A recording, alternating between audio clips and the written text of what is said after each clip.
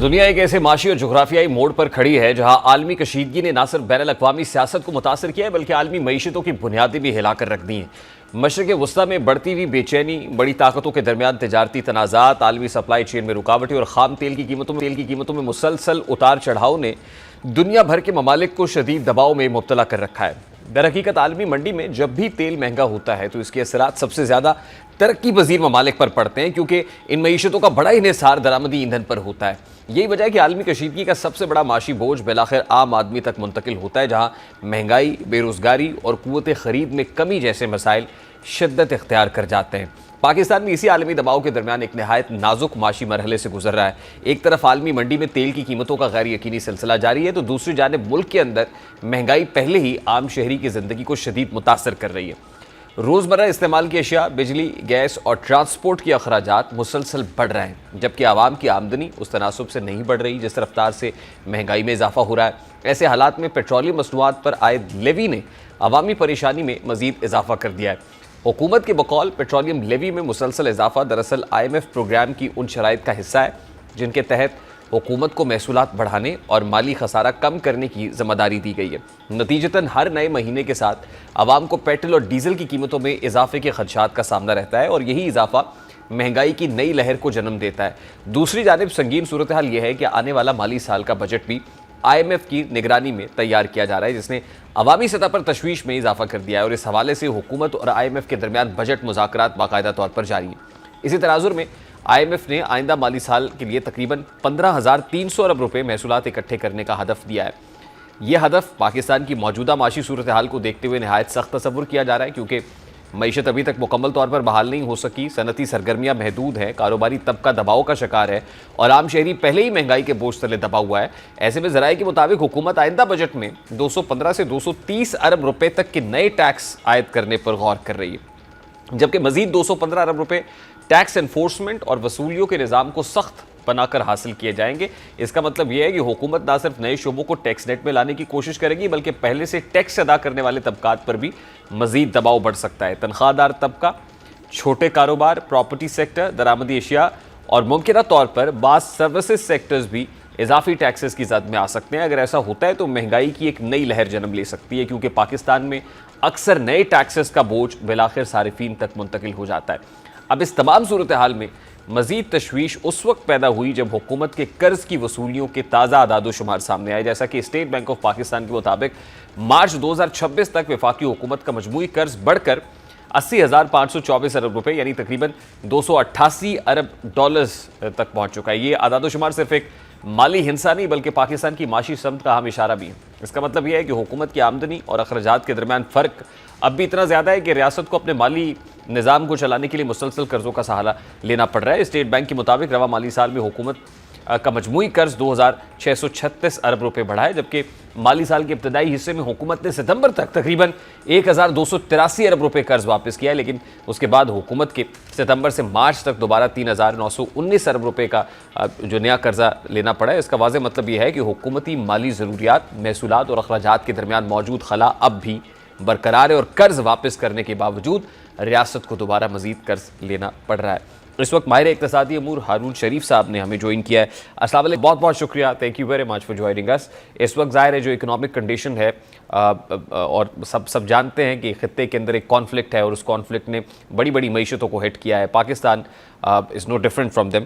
تو ابھی ظاہر ہے IMF کی کنڈیشنز اپنی جگہ پر، ہمارے پاس فسکل سپیس کیا اتنی ہے کہ ہم عام آدمی کو ریلیف دے پائیں گے اور IMF کی کنڈیشنز کو بھی سائملٹینیسلی تسلیم کریں گے؟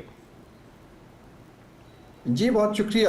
دیکھیں، ایک جو اوور آل امپیکٹ ہے اس ایران وار کا، US اسرائیل اور وائڈر مڈل ایسٹ کا، اس میں ایشیا کی ایز اے ہول ولنریبلٹی کھل کر آئی ہے کہ 75% جو پیٹرولیم مصنوعات کی امپورٹ ایشین ممالک کی، بڑی اکانومی کی، چین کی، جاپان کی، انڈیا کی، پاکستان کی ہے، وہ GCC کے ان ممالک پہ ڈیپینڈنٹ ہے اور وہ اسٹریٹ آف ہرمز کے تھرو آتی ہے۔ اب سب کو اس کا پنچ آنا شروع ہو گیا ہے۔ پاکستان میں آپ نے تیل کی قیمتیں انپریسیڈنٹڈ 60% انکریز اس کے اندر دیکھ لی ہے۔ اب اس صورتحال کے اندر جب آپ IMF سے نیگوسیٹ کرتے ہیں، IMF کا سٹرکچر یہ ہے کہ وہ ہر 6 ماہ کے اگلی قسط کے ٹارگٹس آپ سے ڈسکس کرتے ہیں. تو آج کل ایک ان کی کنڈیشن یہ ہے کہ بجٹ وہ اپروو کریں گے تو آپ اس کو آگے پیش کر پائیں گے. آئی ایم ایف کے جو ٹارگٹس ہیں آپ کے بجٹ کے خسارے کے, یا جس کو ہم پرائمری سرپلس کہتے ہیں, وہاں پاکستان کوئی آؤٹ آف لائن نہیں ہے. پاکستان آؤٹ آف لائن ہے کہ جہاں ہم ٹیکسز نہیں کلیکٹ کر پا رہے, کیونکہ جو ہم نے کمٹمنٹ دی تھی اس سے ہم 20% پیچھے چل رہے ہیں. تو آئی ایم ایف کہہ رہا ہے کہ جی اب آپ ہمیں آپشن دیجیے, یہ کہاں سے لیں گے. اب ہمارے پاس ابھی تک تو ہم انڈائریکٹ ٹیکسیشن کر کے, جیسے آپ نے کہا, لوگوں کے اوپر کنزیومر کو پاس آن کر رہے ہیں. میں یہاں ایک اور بات بھی کرتا جاؤں, یہ جو فیول کی انکریز ہوئی ہے, ٹرانسپورٹ کی, سپلائز کی, را مٹیریل کی پرائسز میں, انڈسٹریلسٹ جو یہ چیزیں بنا رہا ہے وہ بھی سب کنزیومر کو پاس آن کر رہا ہے, کوئی اپنی پروفٹیبلٹی کے اندر کٹ نہیں لے رہا. تو at the end of the day متوسط طبقہ اور لوور مڈل کلاس اور غریب لوگ, ان کی تو ایروژن جو ہے کنزمپشن پاور کی وہ بڑی ایویڈنٹ ہے آنے والے دنوں کے اندر. اب یہاں پر کیا وہ ہم بیلنس آؤٹ کر پائیں گے ان اداروں سے, کیونکہ میں 18-20 سال ان اداروں کی طرف سے مختلف ممالک سے نیگوشیٹ کرتا رہا ہوں, ان اداروں سے ڈیل کرنے کی میں بالکل کینڈیڈ کہہ رہا ہوں, ہماری بیوروکریسی میں صلاحیت نہیں ہے. اس لیے ہم کیونکہ وہ لوگ بڑی زبردست ریسرچ کر کے آتے ہیں, پی ایچ ڈی اکانومسٹ کو لے کر آتے ہیں, ہمیں انڈیپینڈنٹ پاکستان کے اندر کچھ رپورٹس کرنی ہے, وار کا امپیکٹ کیا ہے, ولنریبلٹیز کیا ہیں, کہاں ہم اپنے ٹریگرز کو ڈیفر کر سکتے ہیں, کیسے ریلیف دینا ہے. اگر ہم صرف ٹارگٹس پہ بات کرتے رہیں گے تو آئی ایم افریڈ کہ جو لا ابائڈنگ ٹیکس پیئر ہے اس کے اوپر مزید پریشر آئے گا, کیونکہ ہم سیاسی طور پہ نئے سیکٹرز کو کھولنے میں ابھی تک تو ناکام رہے. تو سر کیا ہم آئی ایم ایف کو یہ بات سمجھا سکتے ہیں؟ جی بالکل سمجھا سکتا ہے, لیکن اس کا ایک طریقہ ہے. دیکھیے یہ طریقہ اس طرح یہ فنڈ نہیں کام کرتا, میں تو اس کو بورڈ پہ بھی رہا ہوں, یہ اس طرح نہیں کام کرتا کہ آپ جناب ان کے ہائی اپ سے ملیں, تصویریں کھچائیں, کانفرنس پہ ملیں.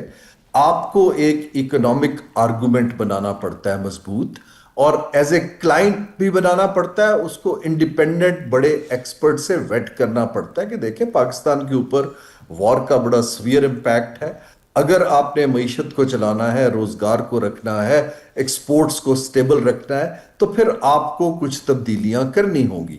یہ ایک ہارڈ کور نیگوسیشن ہوتی ہے فنڈ کے ساتھ, اور وہ آپ کو ویریس لیول پہ کرنی پڑتی ہے. لیکن اگر آپ صرف ان کے ساتھ اگریمنٹ کھول کے بیٹھ جاتے ہیں کہ جی اچھا یہ اتنا نمبرز کی گیم, جس کو ہم بیلنسنگ دا بک کہتے ہیں, پھر انفارچونیٹلی یہ نیگوسیشن نہیں ہو پاتی. آئی ایم ایف کے پاس جیسے آپ کے سیلاب آئے تھے, انہوں نے آپ کو چھوٹ دی تھی. ابھی یہ وار کا شاک از بگر دین مینی ادر ایکسٹرنل شاکس, لیکن مجھے کوئی انڈیپینڈنٹ اسیسمنٹ آف لاسز ابھی تک پاکستان میں کچھ ہوتی دکھائی نہیں دی. ٹھیک. سر لاسٹلی اس وقت جو سچویشن ہمیں دکھائی دے رہی ہے, ظاہر ہے پیٹرولیم لیوی بہت زیادہ بڑھائی جا رہی ہے, باوجود اس کے کہ انٹرنیشنل مارکیٹ میں پرائسز تو بڑھی رہی ہیں, لیکن اس کے ساتھ ساتھ پیٹرولیم لیوی بڑھا کے ہم مزید بوجھ ایک عام آدمی کے اوپر ڈال رہے ہیں. تو جو دیگر سیکٹرز ہیں, خاص طور پہ ریئل اسٹیٹ سیکٹر, اس حوالے سے ملی جلی آراء پائی جا رہی ہیں کہ وہاں پر کوئی اسپیس ملنے جا رہی ہے یا ٹیکسز بڑھیں گے. کیا تمام تر جو سیکٹرز ہیں یہ کوئی رول آف جنرلی سب کے اوپر آپ کو لگتا ہے کہ جو ٹیکسز والا معاملہ ہے وہ مزید ٹائٹن اپ کیا جائے گی اسٹرنگ, یا پھر آپ کو لگتا ہے کہ نہیں کہیں نہ کہیں اسپیس دینی پڑے گی just to keep economy growing? جی ریحان صاحب, اس سے پہلے کہ میں اس پہ آؤں, دو باتیں. جو بجٹ ہوتا ہے ہمارے ممالک میں اس لیے اہم ہو جاتا ہے کہ ہمارے پاس کوئی پالیسی کی کنٹینیوٹی نہیں ہے. Budget by definition is a financial instrument to finance policy. جب پالیسی نہیں ہوتی ہے تو ہر سال ہم بجٹ میں رد و بدل کر کے ایک سمت دینے کی کوشش کرتے ہیں کہ جی ہم اس طرف جا رہے ہیں.